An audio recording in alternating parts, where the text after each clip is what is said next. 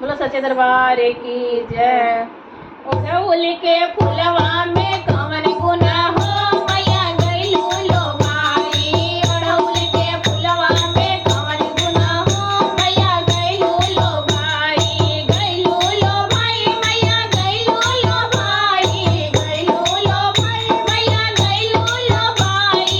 ओढ़ौल के फुलवा में कवन गुना हो मैया गइलू लो भाई। ओढ़ौल के फुलवा में कवन गुना हो मैया गइलू लो भाई।